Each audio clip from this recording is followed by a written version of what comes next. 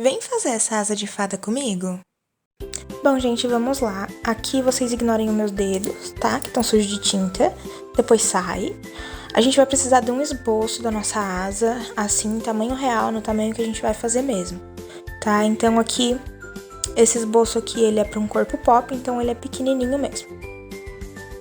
Vamos usar arame, tá? Esse arame de 0,25 centímetros, eu preferi comprar o mais fininho, né? Ele é bem fininho mesmo, ó, como vocês podem ver. Mas por que eu preferi comprar o fininho? Porque eu vou usar ele para fazer tanto a parte externa, né? Que é esse contorno aqui externo dele, tá? Quanto a parte interna. E aí, o que acontece aqui? A gente vai precisar tirar a medida desse contorno, né? Colocando o arame, contornando mesmo o nosso esboço com o arame. E para fazer a parte externa, a gente vai multiplicar esse contorno que a gente tá tirando, essa medida aqui, 4 vezes, tá? Para ela ficar mais grossinha, ficar ali torcidinha, né? Que a gente vai torcer para unir uma parte na outra e ficar com uma estrutura um pouquinho mais rígida. Por quê? Vocês estão vendo que ele é bem molinho. Se a gente fizer assim, nossa asinha vai quebrar, né? Muito fácil. E a gente não quer isso, a gente quer que tenha uma flexibilidade. Então a gente vai medir 4 vezes, né? Fechar no meio e no meio de novo. E aí a gente vai torcer e deixar desse jeitinho.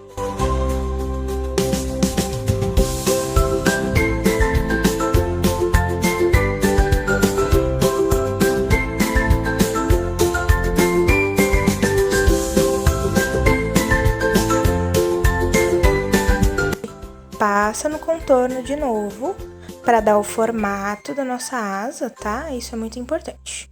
A gente vai fazer a mesma coisa para a parte de baixo. Mas isso vocês estão vendo que é da parte externa. Lembra que eu falei que eu peguei a espessura bem fininha? Então, por quê? Porque além dessa parte externa, a gente também vai precisar fazer todos esses desenhos internos. E aí, para fazer esses desenhos internos, eu vou utilizar somente 2 medidas, então ele vai ficar mais fininho que isso aqui. E esse aqui, mais grossinho, vocês estão vendo que tá flexível ainda, mas não tá quebrando, viu? Aqui a gente usa, então, uma espessura mais fina e pra fora a gente usa uma espessura mais grossinha. Entendeu por que de dobrar 4 e 2 vezes? Maravilha! Aqui vocês estão vendo que eu tô com um saquinho de organza. Eu queria comprar o organza, o tecido mesmo, mas eu não achei. Então eu comprei o saquinho. E aí eu vou descosturar ele, né? Vou desfazer essa costura pra gente poder utilizar na nossa asa. Esse vai ser o tecido que vai ficar em volta da nossa estrutura, né? Da nossa asinha.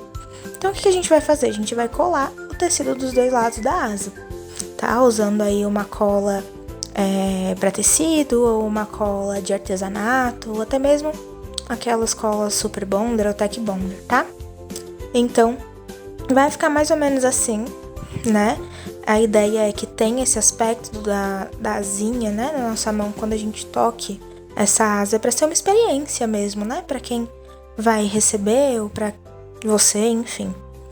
E aí, vamos partir então para as próximas etapas, né? Aqui o teste de flexibilidade, só pra gente ver se ela tá no formato certinho, se não vai desmanchar fácil. E é importante ressaltar que a gente tem que deixar aqui na pontinha uma sobra, né? Que vocês estão vendo ali onde eu seguro, pra gente poder ter como juntar essas 2 asas depois, né? Então, vamos fazer a parte de baixo aqui, tá vendo? Ó, moldar bonitinho todo o contorno. E aí eu quero explicar uma coisa pra vocês, que é, pra fazer as pontinhas, a gente precisa fazer essa voltinha aqui, tá? No arame pra ele segurar e pra gente ter onde prender a parte interna depois, porque vocês vão ver que tem uma parte estrutural interna que ela tem que ficar presinha, né? De ponta a ponta. Então, a gente tem que ter essa voltinha na pontinha da nossa asa, tá? Tanto na parte superior quanto na parte inferior, para poder ficar no molde e no formato certinho.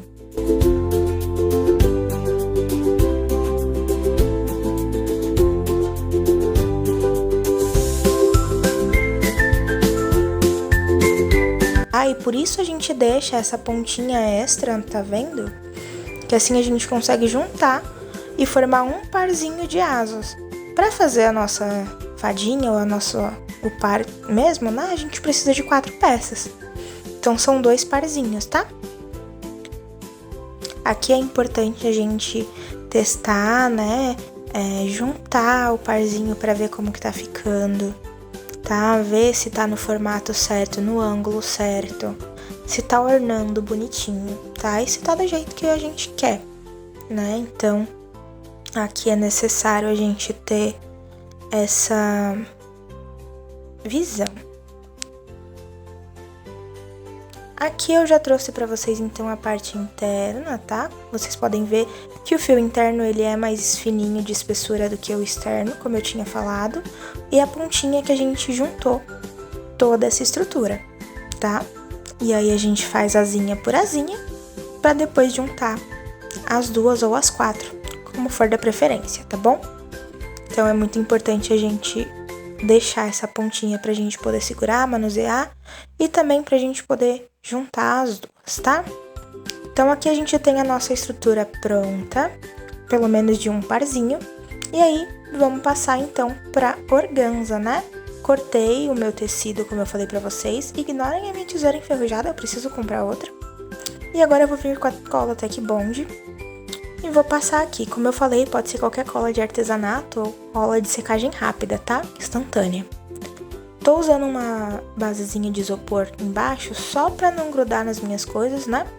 E vou vir com o auxílio da tesoura aqui pra ir fixando o tecido.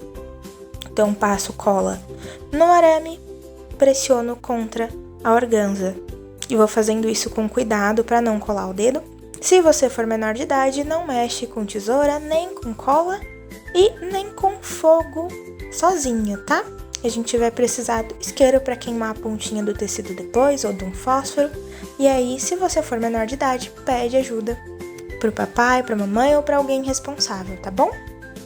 Bom, então aqui, não sendo menor de idade, vocês podem fazer essa etapa, mas com cuidado também, tá, gente? Cuidado sempre é bom. E a gente só não vai passar cola na nossa pontinha que sobra pra juntar, tá? Essa pontinha a gente não cola, porque senão a gente não consegue torcer depois. A gente vai colar até ali o final da asa, mas vai deixar a pontinha de fora, tá bem? Colamos ali nos 2 lados da nossa asa, a organza, pressionamos um contra o outro bem pra grudar, pra ficar bem firme. E a gente vai ter que deixar secar, porque é um pouquinho difícil, tá? De segurar essa cola. Então a gente precisa esperar secar aí um tempinho.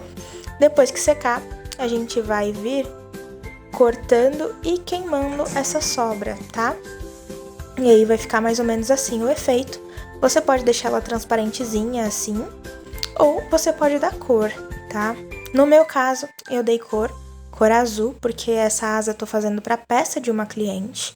Então aqui, enquanto eu vou fazendo outra parte, eu vou conversando com vocês, né? Vocês estão vendo aqui o processo da confecção interna do outro par de asas, tá? Aquele arame mais fininho que eu falei.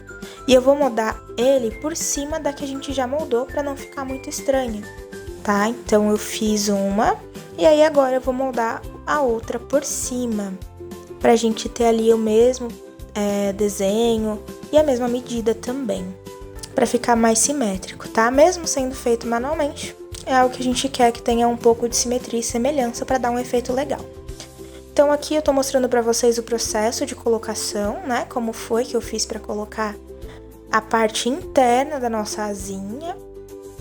Novamente, ressaltando a importância dessa parte extra de arame que eu falei pra deixar.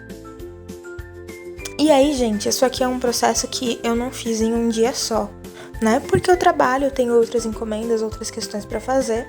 Então, fazer essa asa aqui, do tempo que eu fui fazendo, né? Eu levei cerca aí de 2 semanas, né? Mais ou menos 15 dias.